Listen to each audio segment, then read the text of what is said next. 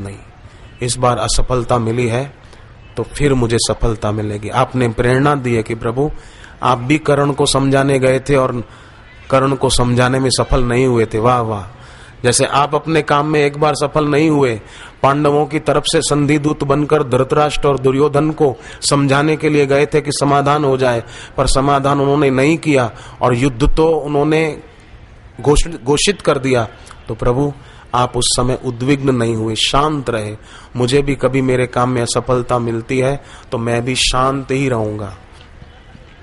घर पे कोई मेरा कहना न माने तो भी हम परेशान नहीं होंगे कि कहना नहीं मानते, कोई बात नहीं। अंदर में सद्भाव रखें, शुभ संकल्प करें, पर द्वेष और नफरत नहीं। तद कुरुष्व मदर्पणम, ये वो अर्पण हो गया ईश्वर को, इससे बड़ी शांति रहेगी। और भगवान ने 5वीं आज्ञा दी है भक्ति योग के बारे में कि संसार में सुख ढूंढो मत। शनिवार को लोग खुशी मनाते हैं, राजी होते हैं, क्यों? कि भाई कल रविवार की छुट्टी है, खुश होते हैं। सप्ताह 6 दिन काम किया ऑफिस में, दुकान में, जो भी, अब 7वें दिन रविवार है, काम नहीं करना है, छुट्टी है, पूरा दिन निकम्मे रहेंगे, उसकी खुशी मनाते हैं। घूमेंगे फिरेंगे, टाइम पूरा करेंगे, घूम फिर कर आराम करके, निकम्मा टाइम जाएगा, उसकी खुशी होती है। हाँ, कोई साधक को सोचे अरे भाई छुट्टी है, रविवार है, ऑफिस या दुकान पर नहीं जाना है, चलो कल जप ज्यादा करेंगे, वाह वाह, आनंद आ गया, कल तो अपन पाठ भी अच्छी तरह से करेंगे, प्राणायाम ठीक से करेंगे। तो ऐसा हो तब तो बढ़िया है। तो भगवान की 5वीं आज्ञा है भजस्व माम अनित्यम असुखम लोकमिमं प्राप्य भजस्व माम। संसार में सब कुछ अनित्य है, सबका वियोग प्रतिपल हो रहा है, ये निश्चय करके भगवान ने कहा भजस्व माम, भजन में लग जाए।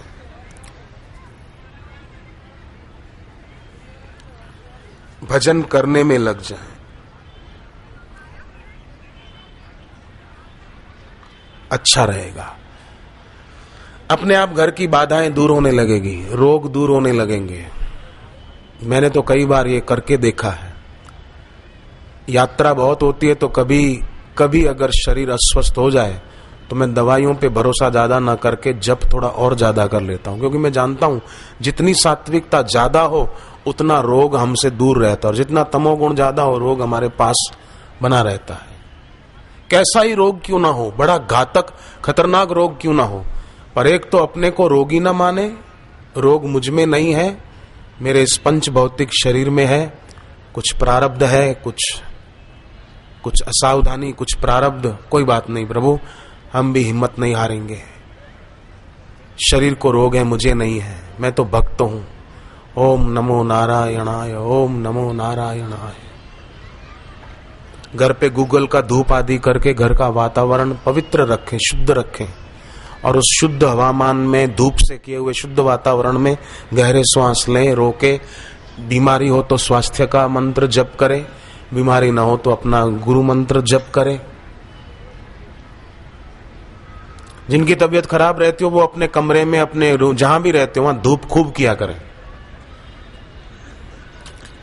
मैं खूब करता हूं, गौ चंदन धूप बत्ती जलाकर उस पर कुछ बूंदे घी की डालकर उसमें श्वास लेने से रोग के कीटाणु नष्ट होते हैं, स्वास्थ्य बढ़िया रहता है।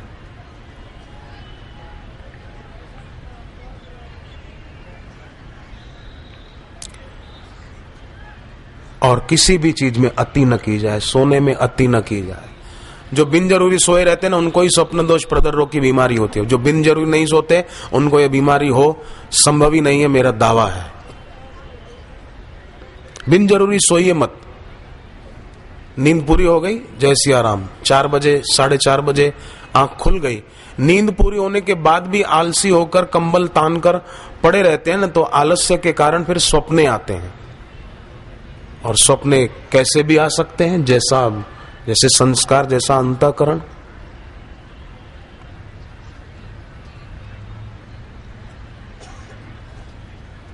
हो सके तो ध्यान में रखें। छठी आज्ञा भगवान ने दी है मां शुचः। 16वें अध्याय के 5वें श्लोक में और 18वें अध्याय के 66वें श्लोक में मां शुचः कहा। शोक मत करो। भक्ति योग के विषय की आज्ञाएं हैं ईश्वर की।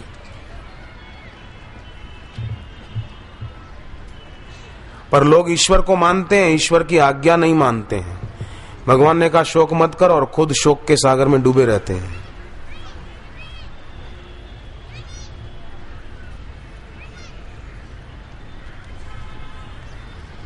क्या हो जाएगा, क्या हो जाएगा, अरे हम तो बड़े परेशान हो गए।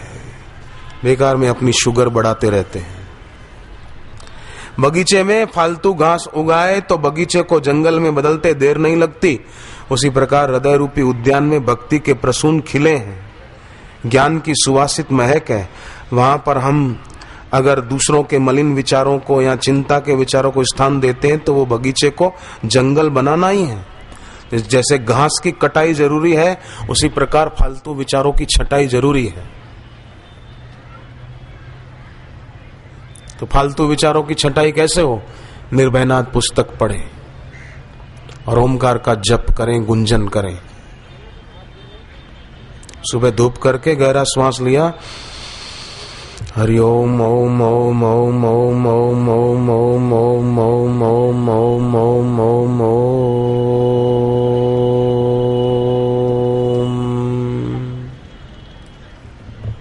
फिर दोबारा गहरा श्वास लेकर ओम ओम ओम ओम ओम ओम ओम ओम ओम ओम ओम ओम ओम ओम।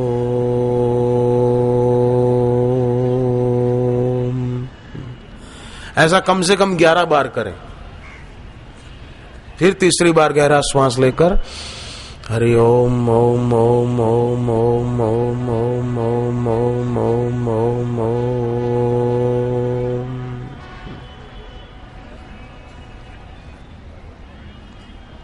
बड़ा आनंद आएगा। व्यर्थ चिंतन से तत्काल मुक्ति मिल जाएगी। अभी एक दो बार करके देखें। श्वास लो, हरि ओम ओम ओम ओम ओम ओम ओम ओम ओम ओम ओम ओम ओम ओम ओम ओम। 8-10 बार 11 बार बोल के फिर थोड़ा दीर्घ कर दिया। फिर से करो, हरि ओम ओम ओम ओम ओम ओम ओम ओम ओम ओम ओम ओम ओम ओम ओम।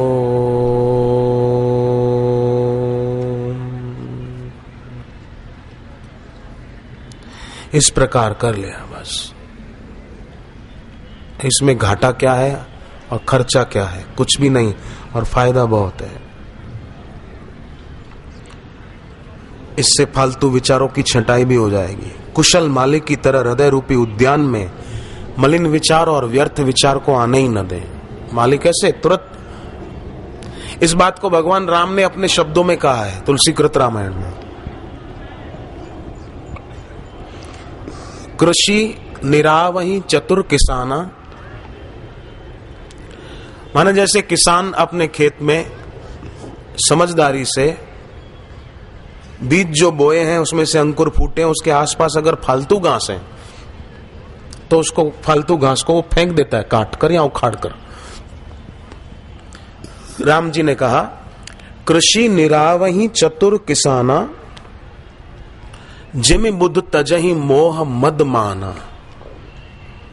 बुद्धिमान लोग उसी प्रकार मोह, अभिमान और मान की इच्छा इसको छोड़ देते हैं, फालतू घास, फालतू कांटों की तरह।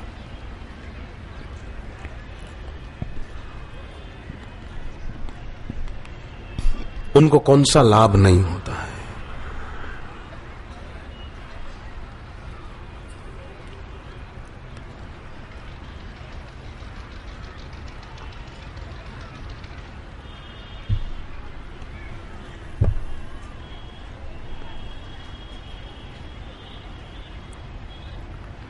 और दूसरी मेरी प्रार्थना है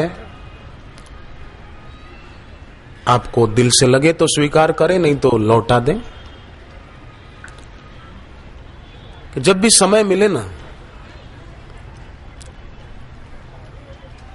दुकान पे बात अलग है, पर वैसे भी घर पे इधर बैठे हो, समय मिले तो हो सके तो आंखें बंद करके बैठने का अभ्यास बढ़ाएं।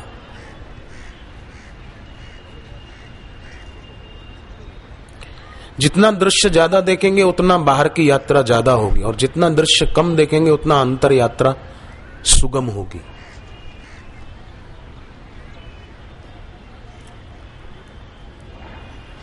और उस समय नींद ना आ जाए उसके लिए श्वास पर निगरानी रखी जाए, श्वास की गति को देखा जाए, और कभी कभी श्वास को रोक दिया जाए 5-10 सेकंड के लिए।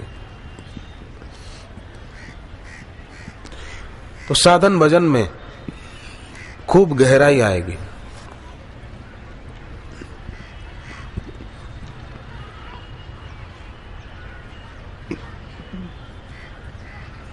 एक ये भी कर सकते हैं, ये भी देखा जाए तो भगवान की आज्ञा ही है, सर्वेषु कालेषु माम अनुस्मर युध्यच। लोग फल श्रद्धा के चाहते हैं पर दिल में रखते संशय हैं।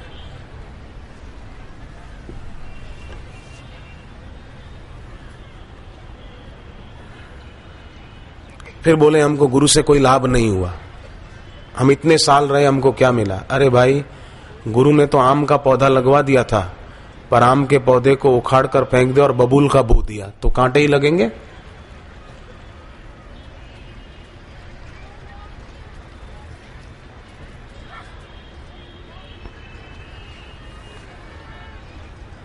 दिल्ली और दिल्ली के आसपास के जो रहने वाले हैं, गुड़गांव, बहादुरगढ़, फरीदाबाद, गाजियाबाद, साहिबाबाद आदि आदि,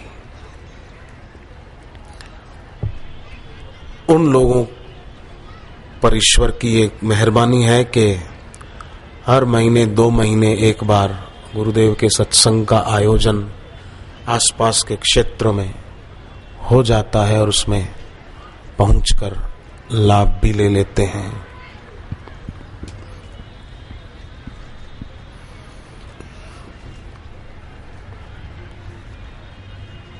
जिस लाभ से बढ़कर और कोई लाभ नहीं, भगवान कृष्ण ने कहा है।